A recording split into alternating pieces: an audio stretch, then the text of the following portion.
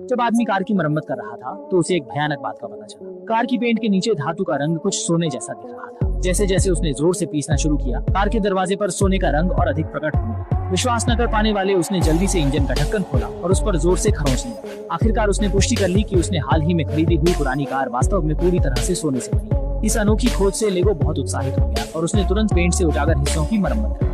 इसके बाद वो पाइप की एक छोटी सी टुकड़ी निकालते हैं ताकि कुछ भी चूक न जाए, और फिर वह सोने की शुद्धता की जांच करने का विचार। फिर वह स्वर्ण के एक छल्ले को लेकर एक पैदल ने दुकान पर जाता। लेगो की गरीब हालत देखकर मालिक को विश्वास नहीं होता कि वह कुछ अच्छा प्रस्तुत कर सकेगा और बेरहमी से छल्ले की जांच करेगा। लेकिन परीक्षण के नतीजे उसे चौंका देते हैं, क्योंकि यह बाजार में उपलब्ध सबसे उच्च शुद्धता वाला सोना निकलता है। मालिक पूछता है कि यह सामान कहाँ से आया, लेकिन ने जल्दी से झूठ बोल दिया कि उसने इसे खुद पाया। पूछताछ के बाद जब उसे कोई जानकारी नहीं मिली तो मालिक ने उसे अपना फोन नंबर छोड़ने के लिए कहा और ये भी बताया कि उनके पास जितना भी होगा वह सब खरीद लेंगे और बाजार की सबसे ऊंची कीमत पर उसे बेचेंगे। पैसा मिलने के बाद रेगे तुरंत अपनी प्रेमिका ऐना से मिलने गया, जो उसकी उन्नति की कमी से नाराज थी। ब्रेकअप की तैयारी थी, लेकिन बड़ी रकम ने अन्ना का दिल फिर से जीता। दोनों ने पैसे लेकर जमकर खर्च करना शुरू किया, पर उन्हें पता नहीं था कि स्थानीय सबसे बड़ा माफिया इस सोने की खोज में है और पॉन शॉप का मालिक उसका मुखबिर है। असल में माफिया प्रमुख ने मरने से पहले गुप्त रूप से गैंग की सारी संपत्ति सोने में बदल दी। सोने से बनी कार। बुजुर्गों को बस यह पता था कि वह कुछ धन छोड़ गया, लेकिन यह नहीं जानते थे कि वह कहाँ छुपा था। इसलिए मुखिया के बेटे आवेई को परेशानी का सामना करना।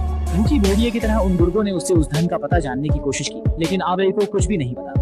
हाथ सख्त करने वाले गुर्गों ने तुरंत उस पर अत्याचार करना शुरू कर दिया और हाइड्रोलिक कटर से आवेई की एक उंगली काटी। इस बीच आभार प्रकट करने के लिए रेजे ने पुराने मालिक को ढूंढकर उसे कुछ पैसे दिए, लेकिन जब वो वहाँ से निकल रहा था तो संयोग से उसे संदिग्ध लगने वाले माफिया सदस्यों से मुलाकात हुई, जिसके चलते उसने तुरंत ही वहाँ से भाग निकलने का निर्णय लिया। गुंडे भी इस घटना के कारण विरासत से वंचित थे, परंतु वो कार बेचने वाले व्यक्ति के लिए इतना भाग्यशाली नहीं। दूसरी ओर बॉस के जीवन काल के करीबी ने समय पर पहुंचकर आवेई को सफलतापूर्वक बचा लिया और उसे आगे बढ़ने और भागने के लिए। घबराए हुए आवेई इधर उधर भटकते हुए सड़क पर मदद की गुहार लगा रहे थे। तभी उलझन और घबराहट में लापरवाह चल रहे लेगो अचानक उन पर आ पहुंचा।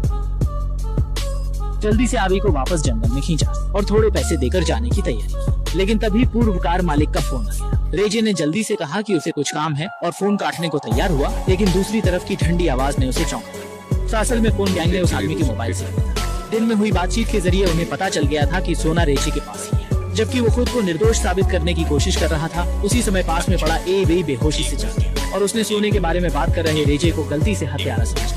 फोन भी यहीं कट गया और नाराज गैंग का सरदार ने उस बदकिस्मत आदमी को वहीं निकाला। दूसरी ओर लेगो ने तुरंत भागते हुए आवेई का पीछा किया और उसे पकड़ लिया। लगातार समझाने के बाद आखिरकार उसे शांत किया। एक दूसरे के अनुभवों के माध्यम से वे पूरी स्थिति समझ गए कि दोनों को इस सोने के कारण गैंग का पीछा झेलना पड़ रहा है, लेकिन अब इस सोने को छोड़ना उनके लिए संभव नहीं था। बस मिलकर भागने की योजना बनाना ही मुमकिन है। रेजक उसे सहारा देकर अपनी गर्लफ्रेंड के घर ले जाता है ताकि आवी पहले अपने घाव को पट्टी कर सके। इसके बाद वह अन्ना को सोने की कार और गैंग द्वारा पीछा किए जाने की बात बताता है और चाहता है कि वह उसके साथ दूर कहीं भाग चले, लेकिन डरी हुई अन्ना सोचती है कि रेजक ने कुछ गलत काम किया है। जैसे ही उसने मुड़कर देखा, उसने पुलिस को रिपोर्ट कर दी और दोनों को गिरफ्तार कर लिया गया। जल्दी ही उन्हें हिरासत में भेज दिया गया, लेकिन जांच के बाद कोई समस्या नहीं पाई गई और उन्हें रिहा कर दिया। इस घटना के बाद दोनों किसी पर विश्वास नहीं कर रहे थे और सीधे सीमा पार करके दूसरे देश भागने की योजना बना रहे थे। उन्हें यह नहीं पता था कि अभी जेल में जो आदमी था वह भी एक ब्लैक था। माफिया के मुखबिर ने तुरंत यह जानकारी माफिया बॉस को दी, जिसने सुनते ही गैंग का पहला शूटर होयू की सेकंड हैंड कार का पीछा करने के लिए भेज दिया। कार की गति धीमी थी, इसलिए जल्दी ही आदमी ने पीछे से उन्हें पकड़ लिया। उसने बंदूक निकालकर उन दोनों पर गोलियां चलानी शुरू कर दी। दोनों बस इधर उधर भागकर छुपने की कोशिश करने लगे, लेकिन अनजाने में वे सीमा की चट्टान के किनारे पहुंच गए और नीचे जा गिरे।